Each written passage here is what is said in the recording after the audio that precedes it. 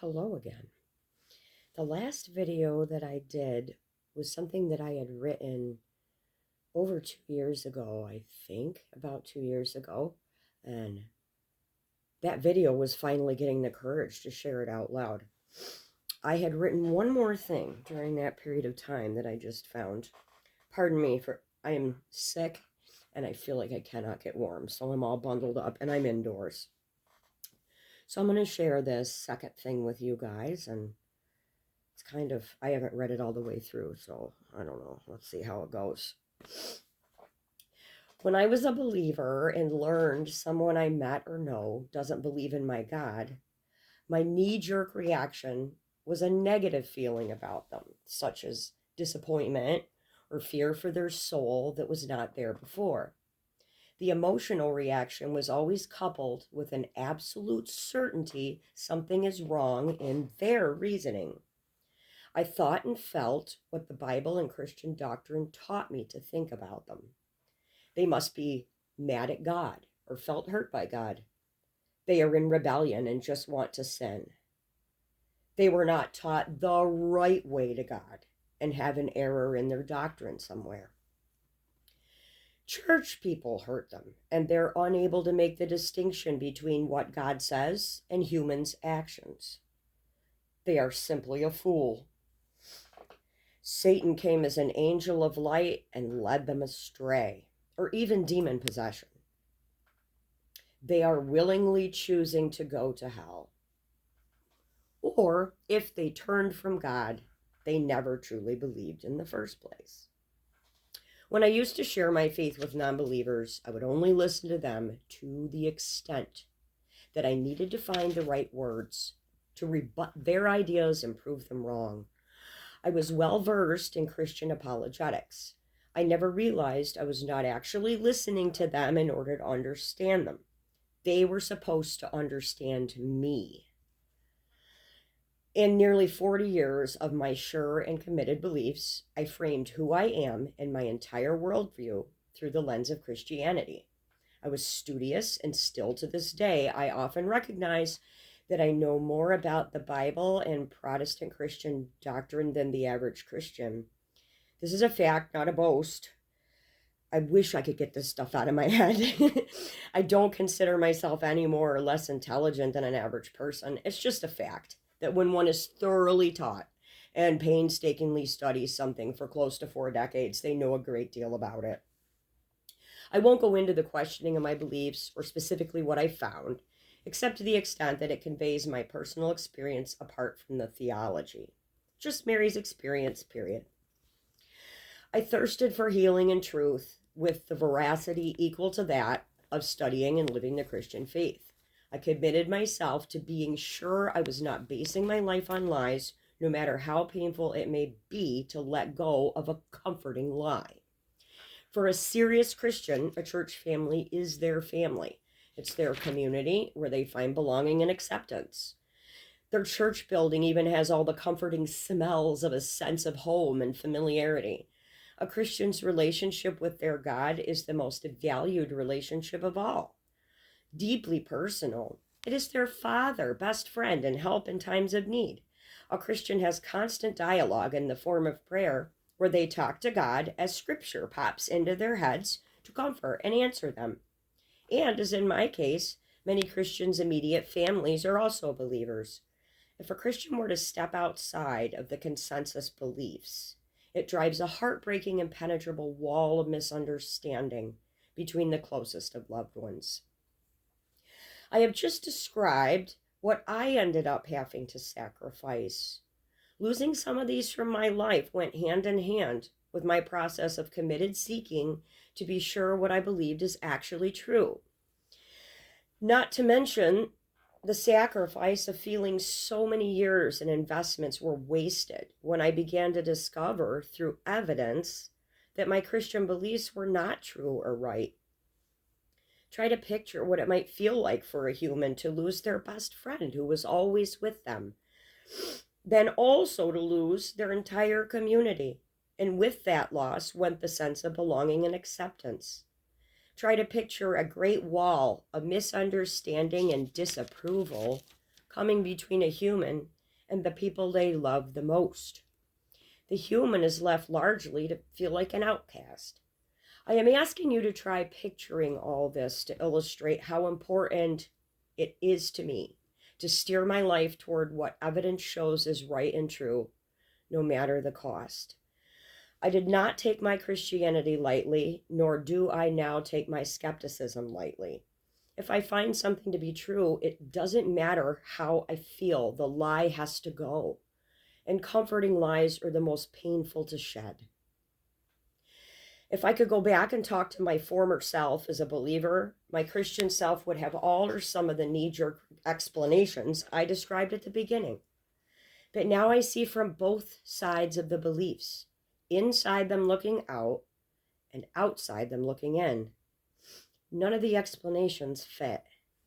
No, I am not mad at God or feel hurt by him.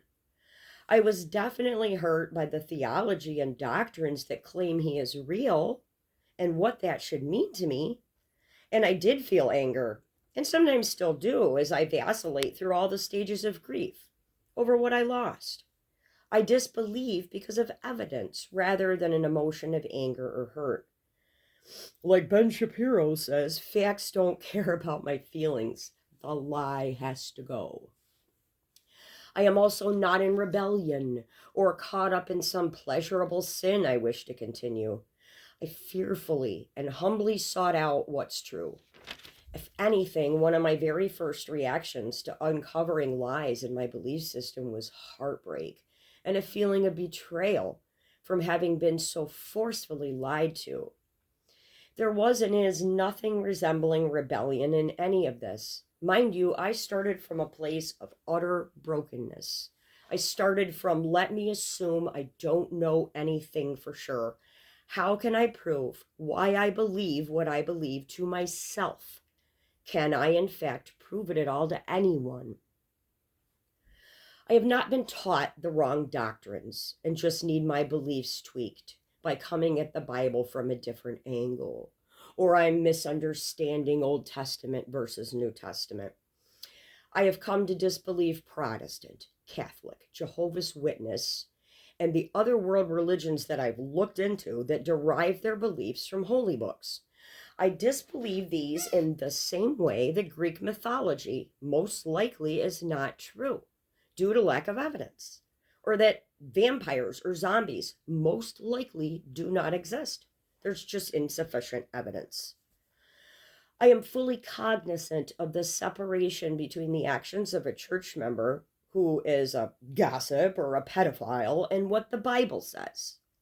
I am also able to grasp that the pain I may have felt caused by well-meaning people in the church was because they were doing what they believed was right.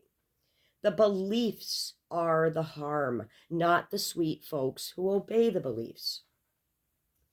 Thinking of or calling a non-believer a fool is just disguised arrogance and lashing out. In today's world, people in the political, cult-like political sphere use the same arrogant lashing out to shut down constructive dialogue. The party follower, like when I was a religious Christian, are sure they are right and everyone else is wrong. It's arrogance, insulting, and shuts down any conversation that could have been had to search for what's actually true. As far as a non-believer being under the control of Satan or making a conscious choice to choose hell, that's just another disguised put-down and way to think that an unbeliever's intelligence is less than my own intelligence as a believer. The truth is, if someone was convinced there was a real hell, there would be no way they would choose it. Finally, for the explanation that says I never really believed to begin with, people have to think that to support the once saved, always saved doctrine. They have to think that. Well, I just have to laugh at that one. Nobody's going to gaslight me into thinking all those years of sincere dedication to Christ were faked.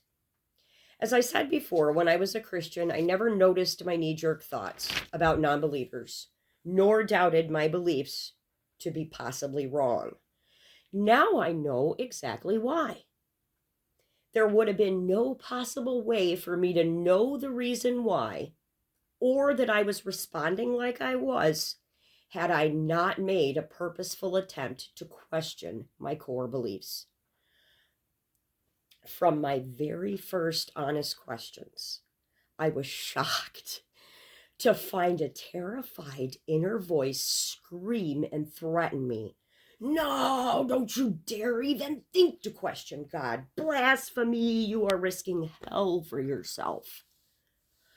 Continuing to push through what was at first an almost crippling fear in my mind, I pressed on and began to discover the ways my belief system was set up to terrorize me, or rather, self-terrorize, just for questioning it. The reward for pressing forward anyway was that my eyes began opening. Instead of viewing myself and the world around me through the lens of Christianity, I had shined a light on Christianity itself to see if it is a true and right lens for me to use to see everything. Looking back, I can hardly believe I kept going into the face of that sickening fear. It was like constant need to vomit. It was so bad, so bad. I could give in to the indoctrinated fear of hell and be socially accepted again. But like I said, if I find a lie, it's got to go. This is just how I'm wired. There was no alternative of going back to believe lies, even if I could have. It just doesn't work like that. At the beginning, it felt like this broke me. We all have the knowledge and expectation of our own deaths. This ever-present fear, I think it's called terror management theory. Yeah, that's what it's called. This ever-present fear drives everyone to seek meaning in their lives or to create something that outlasts them. It's not necessarily a bad or good thing. It merely explains a lot of our behaviors and beliefs that stem from that good old ever-present awareness that we will die someday. The Christian in particular has the additional fear of hell tacked onto that normal fear of death. It is because of this exceeding fear of hell that a Christian cannot hear a non-believer. Pardon me. It is why I couldn't hear. A fear I didn't notice because I never questioned my beliefs was what was telling me to discount any other ideas outside of my own religious beliefs. Questions threatened my eternal security. You would probably be shocked by the vitriol Christians display towards disbelievers. They can stoop to low tactics, anything to shut their ears from any disagreement. But that fear of death and hell, I am convinced, is behind all the vitriol. It is unintentional. It's lashing out lest something threaten your own eternal security. Hell is a hell of a threat. It is for this reason that I have come to fear disagreeing out loud with a Christian. The disagreement pokes that trigger of the fear of hell, and one cannot know what hurtful things they might say or do. They may merely put me in the category of the preformed explanations I've mentioned, and because they're polite people, not say anything. Yet in their mind, I'm wrong, and somehow fundamentally different from, or even less than them. They may fear I have demons. Some Christians feel totally justified degrading an unbeliever in public or on the internet, making defaming remarks and untrue statements. I'll give you an example. Kent Hovind, the Christian creationist, has a show in which there's a segment called Whack the Atheist. Kent pounds a doll with a mallet, pretending it is a particular atheist. He mischaracterizes what the atheist actually has said. Then Kent argues against the false representation of the atheist views while pretending to bludgeon the atheist by hammering the doll. All the while, the person he has falsely represented is not on the show to correct Ken or defend himself. It's just so cruel. It's so hateful. I remember when I would not have been able to hear others' opinions either. I have empathy for people who shut their ears or attack because I have because I have stared down that worst possible threat of all. And it was the most frightening fear I have ever faced and walked through. I totally get it. If someone plugs their ears or lashes out, hell is a hell of a threat. Disagreeing with or questioning a religious person's beliefs pokes the bull. The bull being the ever present knowledge of death and hell. It would be nice if this one common thread of the fear of death bound us all together in empathy, but all humans can't think alike or have the same interests. So the fear acts as an agent, dividing us into groups, fosters misunderstanding, plugs our ears, and blindfolds our eyes. I've come to the conclusion it won't do me one lick of good to discuss Christian doctrine with a committed believer, such as I was. It wouldn't do a Christian one lick of good to try to have dialogue with me for the reason that only one side is searching. My old Christian self was not humbly searching.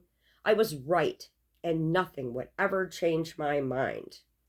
A Christian has arrived at their truth and cannot hear or even consider a different idea because the fear of hell has plugged their senses and reasoning. That fear has stunted or removed altogether critical thinking skills. My journey has been worth it.